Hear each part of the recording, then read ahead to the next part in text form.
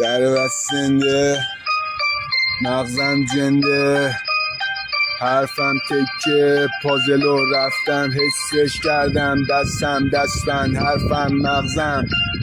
تو هم دنبال شرم گشتی، من کف شهرم، کلان تریاشو در رست گشتم، هر بند درخ گشتم و دیدم هر جام باشی بهتر، باز بهتر هستش. قانون کائنات اینه وقتی آسونه داشت، نمیخوام بگم آسوده باش، بهترینم هستم توی خاک.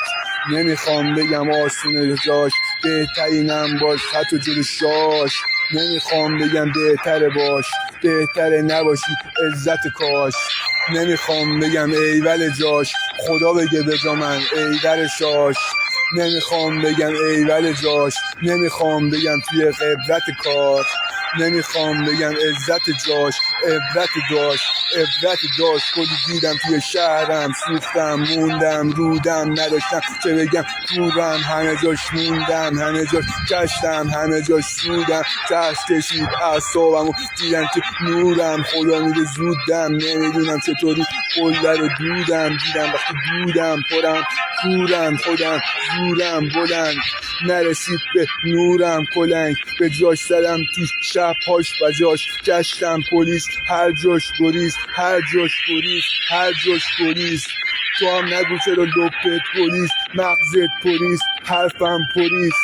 نمیخواد بگی هستم پلیس، مغزم پلیس، حرفم پلیس. کلمات میده هر دم گریز، حرفم گریز، مغزم گریز. کل شهر رو هستم گجیز، نمیخواد بگی که تو دستم گریز.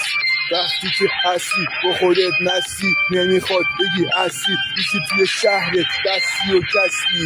وقتی مستی و رسمی نداری بگی آخه جنگی چه فایده داره، وقتی بازی حتی تختی سختی میره توی ریت بزش مشتی. نمیخوام بگم که چطوری رفتیم رایی و که نداشت پایانی و ولی خدا داد به من آیاتی و وقتی دیدش هر جایی با جاش میام، با دل میگم با ذهن میخوام، نه که باشم دنبال قیافه بگم من بهترم، لاتم زندم گندم ببرم جندم، همه اینا هستش برام بهتر گریز.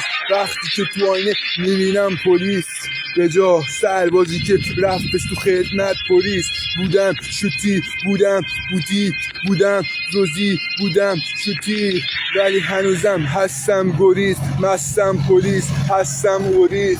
ولی هنوزم هستم پلیس، مغزم گریز، هستم پلیس.